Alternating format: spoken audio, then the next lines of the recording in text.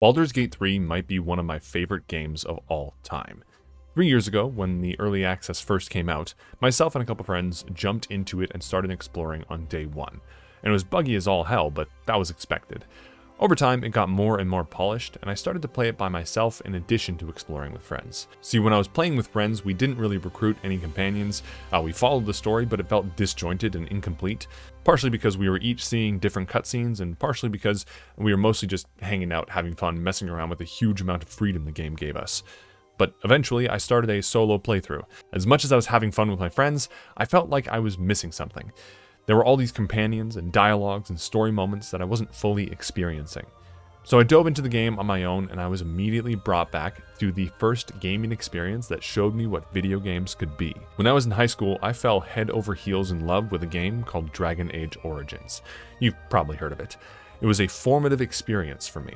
It was a massive fantasy adventure in an original world where my choices mattered to the overall story. Not only that, but it had funny, clever, beautifully written companions that I genuinely wanted to get to know and spend time with. Before Origins, my gaming experience had primarily been games like Pokemon, Legend of Zelda, and various Mario games. One major exception was Knights of the Old Republic, which is a game that I absolutely adored, but it didn't hit me the same way Dragon Age Origins did, because I think a lot of friends had spoiled it for me before I went into it, so I already knew a lot of the story. But Dragon Age was a fresh experience. I played it every free hour that I had. I poured myself into it. I thought about how my character would react to different situations, I agonized over the difficult choices, and I would lie in bed at night wondering what might have happened if I'd made a different choice. And when it came to the end of the game, I remember being so engrossed, so immersed, that I stayed up into the wee hours of the night, attention rapt as I watched the ending unfold. And once it was over, I was in a stupor for the next few days, reimagining and reliving those moments, and to this day I treasure those memories and replay Dragon Age Origins fairly often. Baldur's Gate 3 recreated so many of those emotions and experiences, I lost myself in the early access for hours on end. When I came to the limits of what was available, I had to pull myself away. I knew I wanted to experience this world, this story, without having played the first act over and over and over again. I wanted a relatively fresh start when the full game launched. So I waited, and I waited, and I waited.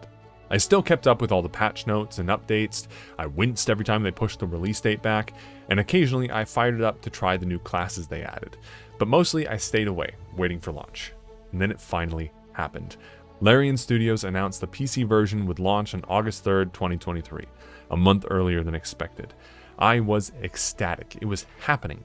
Baldur's Gate 3, the game that brought me back to one of the best gaming experiences of my life, was finally launching. And then that week my PC bricked and I had to spend frankly an infuriating amount of time and money fixing it. But once that was over, I was finally able to dive headfirst into Baldur's Gate 3. And oh boy did I dive deep. Every single spare minute I could squeeze in, I was playing Baldur's Gate. I tried to explore every corner of the map, talk to every NPC I could find, and complete basically every quest I started. But mostly, I was excited to continue where the story left off. I was so intrigued. I wanted to know what the hell was going on with these Mind Flayer tadpoles. I wanted to know who this Guardian was and what their intentions were. I wanted to know what was up with Shadowheart. I wanted to know how we were going to solve Gale's issues. And I want to know who the heck Karlach is. And just like Dragon Age, I fell in love with the companions, and spending time with them was my absolute favorite part of the game. I couldn't wait to long rest because I wanted to see if there were any new dialogue options or cinematics that would play out. And for 2 weeks, I lived and breathed this game. I didn't do anything outside of working, eating, and sleeping besides playing Baldur's Gate 3, to the point where it genuinely got unhealthy, which was bad. Don't do what I did, kids. Regardless of how healthy my lifestyle was in those 2 weeks, I was in heaven. The game was perfect. Yes, my nostalgia played a key role in how much I love this game, but it is also just a wonderful piece of art that won my affection after the nostalgia wore off. I play D&D 5e regularly, so I was excited to see how the mechanics transitioned over to a video game. I love CRPGs, and this is one of the deepest and most intricate I'd ever played, at least in terms of the amount of freedom it gives us. And I love cinematic storytelling, and this had more of it than any other game I'd ever played. And I love making tough choices in games, and this one had plenty of them. It felt like it was a game made specifically for me. It was perfect. Until it wasn't. By the time I reached Act 3, I was starting to see the cracks. The pacing started to falter, I ran into more and more bugs, and my companions just kind of stopped caring about my choices and started talking a lot less. Now, don't get me wrong, I was still having a blast. Despite the drop in polish, this was still one of the best games I had ever played, so I continued on enjoying my time, but I felt my interest level slowly diminishing. Once I finished the companion quest lines, I felt like it was time for the adventure to come to an end, and I knew where to go to finish the game, so I made a beeline. I didn't have much interest in exploring the rest of the city, so I'm sure I missed out on a lot of cool stuff, but I wasn't all that interested, and was just constantly on the lookout for bugs, and also my body was just starting to hurt from not moving for 2 weeks. And so I started the quest that I knew would bring an end to the game, and I was pretty excited. By this time I had heard some rumbling about a disappointing ending, but I wasn't too worried. As a rule, I care more about the journey than the destination, and as long as I get some closure, I was going to be happy. Well, you can probably guess where this is going. I finished the game, but it didn't feel like I did. The credits rolled, and I understood that the plot had wrapped up and I had made my final choices, but I was still just sort of waiting for the end of the game. It just felt so empty. And it wasn't just disappointing. For me, it cast a bitter haze over the entire experience. I was genuinely angry for the rest of the day. I browsed Reddit looking for other posts that had a similar experience and just sort of lurked on there, stewing in the negativity. I felt kind of betrayed. And I know that's an extremely dramatic way to express being disappointed in the end of a video game, but it's the only way I can think to express how I felt in that moment.